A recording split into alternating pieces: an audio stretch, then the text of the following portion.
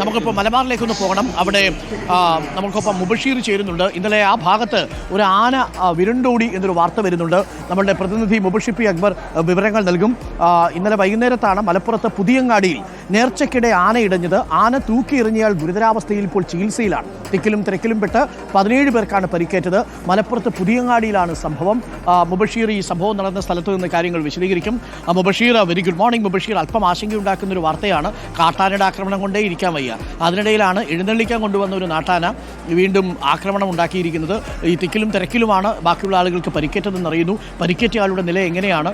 ഗുരുതരാവസ്ഥയിൽ തന്നെയാണോ? എന്താണ് കൂടുതൽ വിവരങ്ങൾ? അതൊന്ന് പ്രേക്ഷകരെ കാണിച്ചു കൊടുക്കൂ. എവിടെയാണ് ആന നിന്നത്? എവിടെയാണ് ഈ ആക്രമണം ഉണ്ടായത്? എന്താണ് കാരണം? Mubashir, good morning.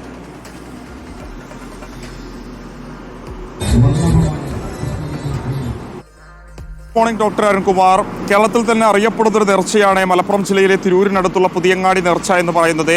വർഷങ്ങളുടെ പാരമ്പര്യമുള്ള മതമൈത്രിയുടെ ഒരു അടയാളം കൂടിയായി അറിയപ്പെടുന്ന നേർച്ചയിൽ 10,000-കണക്കിന് ആളുകളാണ് ഓരോ തവണ അത് സംഘടിപ്പിക്കപ്പെടുമ്പോഴും പങ്കെടുക്കാറുള്ളത് എന്നുള്ളതാണ്. ഒരു സാംസ്കാരിക ഉത്സവമായി തന്നെയാണ് BP അങ്ങാടിയിലെ നാട്ടുകാർ ഒരു പരിപാടി സംഘടിപ്പിക്കാറുള്ളത്. ആ ഒരു പരിപാടിയുടെ സമാപന ദിവസമായ ഇന്നലെയാണ് ഇത്തരമൊരു ദാരുണമായ സംഭവം ഉണ്ടാക്കുന്നത്. അതായത് ഈ BP അങ്ങാടി നേർച്ചയുടെ സമാപന ദിനത്തിൻ്റെ ഭാഗമായി ആനകളുടെ ഒരു വരവുണ്ട്. ആ ഒരു വരവിൻ്റെ ഭാഗമായി ആനകൾ നിരനിരയായി നിൽക്കുന്ന സമയത്ത് 10ഓളം ആനകൾ ഉണ്ടായിരുന്നു. അതിലൊരു ആന അപ്രതീക്ഷിതമായിട്ട് നിർഭാഗ്യവശാൽ പ്രകോപിതനായതാണ് ഈ ഒരു സംഭവങ്ങളുടെ തുടക്കം. അവിടെ ആനകളുടെ ഒരു പ്രകടനം കണ്ടു നിൽക്കുകയായിരുന്ന നിരവധി ആളുകൾ ആനയ്ക്ക് മുൻപും പിൻപിലും ഉണ്ടായിരുന്നു.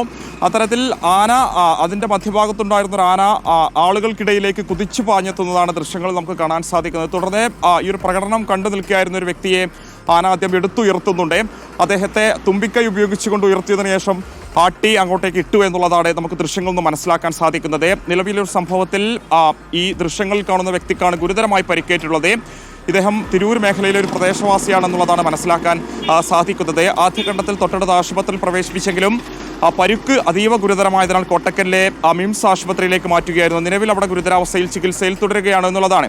ആന ഇത്തരത്തിൽ പ്രകോപിതനായതിനെ തുടർന്ന് തന്നെ അവിടെ ഉണ്ടായിരുന്ന ആളുകൾ, നേരത്തെ ഞാൻ സൂചിപ്പിച്ചതുപോലെ 1000-കണക്കിന് ആളുകളുണ്ട്. സമാപന ദിവസമാണ്. ആളുകളൊക്കെ തന്നെ ചിന്നിച്ചിതറി ഓടുന്നുണ്ട്.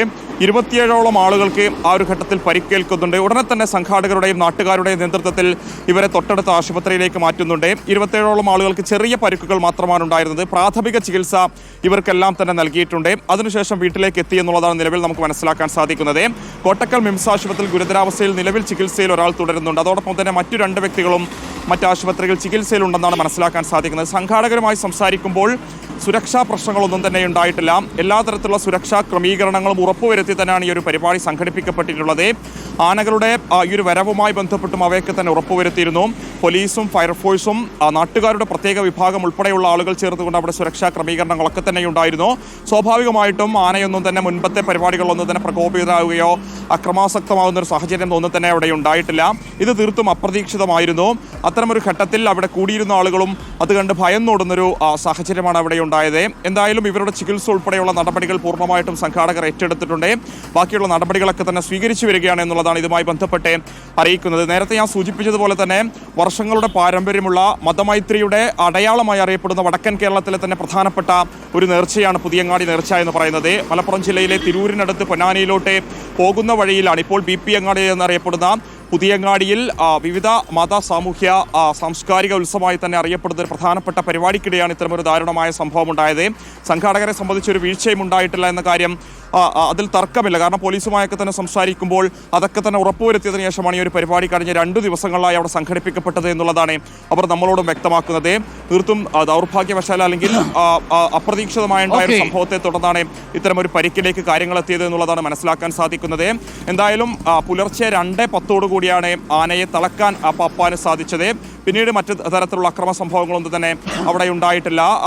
സമാധാന അന്തരീക്ഷം തന്നെയായിരുന്നു ഉണ്ടായിരുന്നത്. പരിപാടി അങ്ങനെ സമാപിച്ചു എന്നുള്ളതാണ് അറിയാൻ സാധിക്കുന്നത്. അരുൺകുമാർ.